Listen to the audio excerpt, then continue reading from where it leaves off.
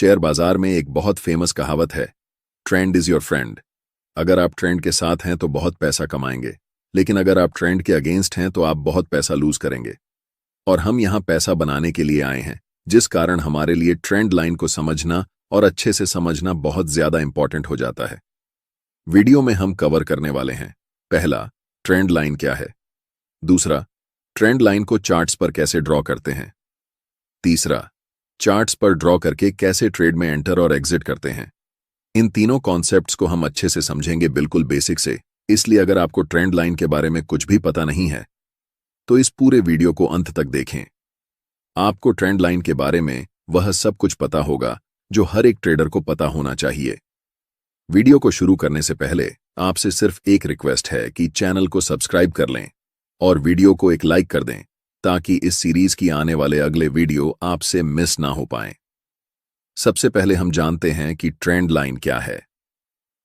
Trend line simply एक line होती है जिसे चार्ट्स पर 3 या 3 से अधिक स्विंग पॉइंट्स को मिलाकर खींचते हैं। थोड़ा बहुत अगर आपको मार्केट का आइडिया होगा तो आपको पता होगा कि मार्केट के 3 फेज होते हैं, पहला अप ट्रेंड, दूसरा डाउन ट्रेंड और तीसरा साइडवेज। ट्रेंडिंग मार्केट में अप ट्रेंड और डाउन ट्रेंड दोनों को ट्रेड करने के लिए हमें ट्रेंड लाइन की जरूरत होती है। प्राइस अगर हायर हाई और हायर लो स्विंग बनाते हुए ऊपर की तरफ जाती है तो उसे हम अप ट्रेंड कहते हैं, और इसका जस्ट ऑपोजिट अगर प्राइस लोअर लो और लोअर हाई बनाते हुए नीचे की तरफ आती है तो हम इसे डाउन ट्रेंड कहते हैं। ट्रेंड लाइन को ड्रॉ करने के लिए पहले हम अप ट्रेंड के उदाहरण में देखते हैं कि कैसे ट्रेंड लाइन को अप ट्रेंड में ड्रॉ करते हैं। फॉर एग्जाम्पल, अगर आपका चार्ट अप ट्रेंड में है तो सबसे पहले हमें यहां पर स्विंग को आइडेंटिफाई करना होगा और उसके बाद हम लाइन ड्रॉ करेंगे इन सभी स्विंग को मिलाते हुए। अगर चार्ट्स में 3 स्विंग पॉइंट्स एक सीधी लाइन में टच करती हैं तो उसे हम एक स्ट्रांग ट्रेंड लाइन कहेंगे। अब यहां ध्यान देने वाली बात यह है कि ट्रेंड लाइन में भले ही लाइन शब्द का इस्तेमाल है, लेकिन ट्रेंड लाइन में कोई सिंगल लाइन नहीं होती, बल्कि यह एक एरिया या फिर जोन की तरह काम करती है। इसे हम एक उदाहरण की मदद से समझते हैं। ये चार्ट टाटा केमिकल का 1 डे टाइम फ्रेम में है। प्राइस यहां पर अब ट्रेंड में है, इसलिए हम चार्ट्स पर ट्रेंड लाइन चार्ट के नीचे ड्रॉ करेंगे। ट्रेंड लाइन को ड्रॉ करने के लिए सबसे पहले हमें स्विंग लो को आइडेंटिफाई करना पड़ेगा। इन 3 स्विंग्स को मिलाकर हम ट्रेंड लाइन खींचेंगे। अब आपको दिख रहा है कि ट्रेंड लाइन पर स्विंग पॉइंट्स परफेक्टली टच नहीं कर रहे हैं, इसीलिए हम यहां पर लाइन की जगह एक जोन ड्रॉ करेंगे।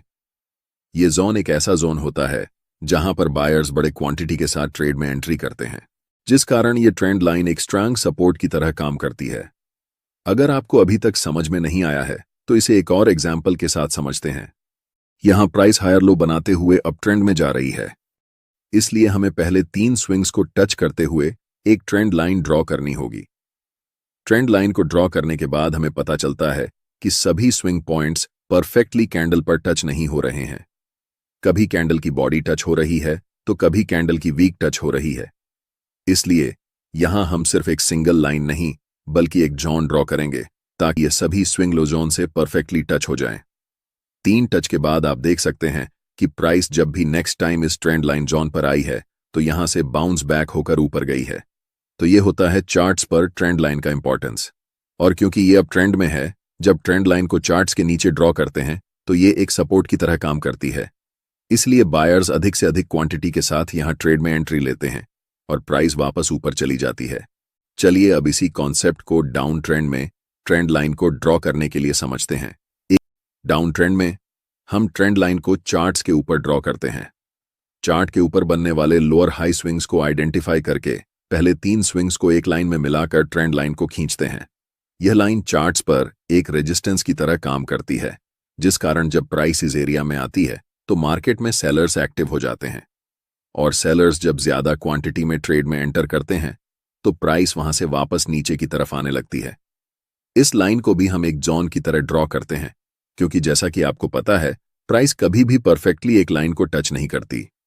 सेलर्स भी कोई एक परफेक्ट प्राइस पॉइंट पर एंट्री नहीं करते हैं, बल्कि जब प्राइस उनके जोन या एरिया में आती है तब एंट्री लेते हैं।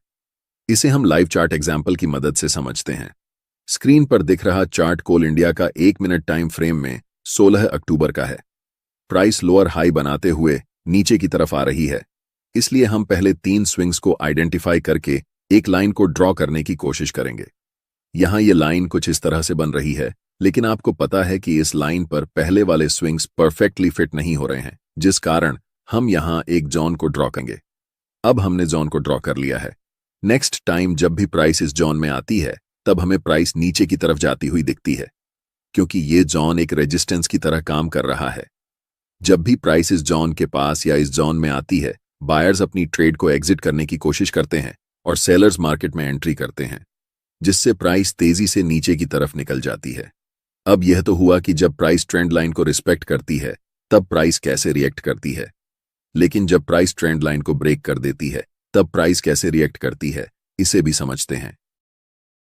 फॉर एग्जाम्पल, जब हम ट्रेंड लाइन ड्रा करते हैं तो स्विंग्स को आइडेंटिफाई करके एक लाइन में जोड़ने की कोशिश करते हैं। इस मामले में हमने पहली, दूसरी और तीसरी स्विंग को जोड़कर एक ट्रेंड लाइन ड्रॉ की। फिर हमने इस लाइन को एक्सटेंड किया और देखा कि चौथे पॉइंट पर जब प्राइस इस लेवल पर आई तो हमें एक महत्वपूर्ण प्राइस रिजेक्शन देखने को मिला। हालांकि अगर आप गौर करें तो प्राइस हायर हाई नहीं बना पा रही थी। इसका मतलब यह था कि यहां सेलिंग प्रेशर बहुत ज्यादा था। प्राइस ने इस ट्रेंड लाइन को 5 बार परफेक्टली रिस्पेक्ट किया, लेकिन छठे बार इसने ट्रेंड लाइन को ब्रेक कर दिया और इसके बाद प्राइस बहुत तेजी से नीचे की ओर गिर गई। यह होता है ब्रेकआउट ट्रेडिंग। ब्रेकआउट ट्रेडिंग में आपको बड़े टारगेट्स मिलते हैं और रिस्क छोटा रहता है।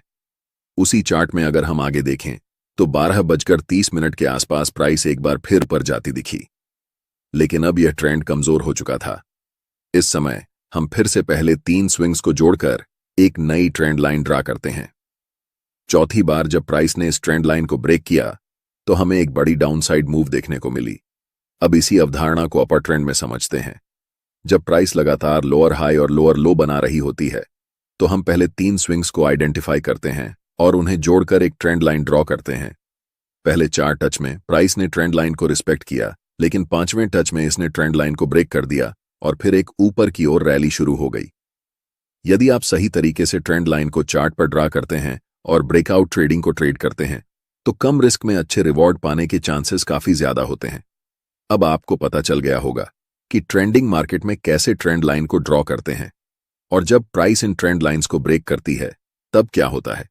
इतना सीखने के बाद अब आपको थोड़ा कॉन्फिडेंस आ गया होगा, लेकिन हमें तुरंत ट्रेड में एंट्री नहीं करनी है, क्योंकि ट्रेड लेने से पहले सिर्फ ट्रेंड लाइन, सपोर्ट और रेजिस्टेंस को देखना काफी नहीं है। हमें कंफर्मेशन के लिए अलग अलग इंडिकेटर और कैंडलस्टिक पैटर्न का भी ध्यान रखना होगा, और यही आपको एक प्रॉफिटेबल ट्रेडर बनाती हैं। सबसे पहले जब आप ट्रेंड लाइन के साथ काम कर रहे होते हैं तो 3 स्विंग लो या हाई को जोड़ते हुए एक लाइन को ड्रॉ करते हैं। जैसे ही प्राइस चौथी बार उस ट्रेंड लाइन के पास आती है, हमें अलर्ट हो जाना चाहिए, लेकिन तुरंत ट्रेड में एंट्री नहीं लेनी है। हमें एक स्ट्रांग बुलिश कैंडल की कंफर्मेशन चाहिए होती है जिसमें बायर्स का डोमिनेंस दिखे। यह कैंडल पूरी तरह से फॉर्म होकर क्लोज होनी चाहिए। जब यह कैंडल क्लोज होती है तब हमें उस कैंडल के हाई को मार्क करना होता है। जब अगली कैंडल उस मार्क किए हुए हाई के ऊपर क्रॉस करती है तभी हमें ट्रेड में एंट्री लेनी है। इसके बाद हमारे पास एक एग्जिट प्लान भी होना चाहिए। स्टॉप लॉस को हम वर्तमान स्विंग लो के नीचे रखेंगे और टारगेट के लिए चार्ट के ऊपरी स्विंग को मिलाकर ट्रेंड लाइन ड्रॉ करेंगे। जब भी प्राइस इस ट्रेंड लाइन तक पहुंचेगी तब हमें ट्रेड से एग्जिट करना होगा। यदि आप इस सेटअप को बड़े टाइम फ्रेम जैसे 4 घंटे या 1 दिन के चार्ट पर करेंगे तो इसकी एक्यूरेसी बहुत ज्यादा होगी। ऐसे सेटअप्स अक्सर मिल सकते हैं यदि आप स्टॉक्स में सही पैटर्न्स को ढूंढते रहें। अगर प्राइस ट्रेंड लाइन को ब्रेक कर दे तो क्या करना चाहिए। मान लीजिए कि प्राइस लोअर हाई बनाते हुए ऊपर की तरफ जा रही है और आपने पहले 3 स्विंग लो पॉइंट्स को मिलाकर एक ट्रेंड लाइन ड्रॉ की है। चौथी बार प्राइस जब इस ट्रेंड लाइन को टच करती है तो वह ऊपर की तरफ बाउंस करती है, लेकिन 5वीं बार जब प्राइस ट्रेंड लाइन के पास आती है तो वह ट्रेंड लाइन को ब्रेक करके नीचे की ओर क्लोज होती है। यह हमारे लिए एक सिग्नल है कि प्राइस नीचे की तरफ तेजी से जा सकती है। हालांकि हमें अभी भी एंट्री नहीं लेनी है जब तक कि हमें कंफर्मेशन न मिल जाए। उस कैंडल के लो को मार्क करें जिसने ट्रेंड लाइन को ब्रेक किया है। जब अगली कैंडल उस लो को ब्रेक करती है तब हमें डाउनसाइड की ओर एंट्री लेनी है। इस ट्रेड में हमारा स्टॉप लॉस स्विंग हाई के ऊपर रहेगा और टारगेट के लिए हम पिछले स्विंग लो को चुनेंगे। यदि हमें कोई स्पष्ट स्विंग लो नहीं मिलता है तो हम 1 से 2 या 1 से 3 के रिस्क रिवॉर्ड रेशियो का उपयोग करके एक फिक्स टारगेट सेट कर सकते हैं।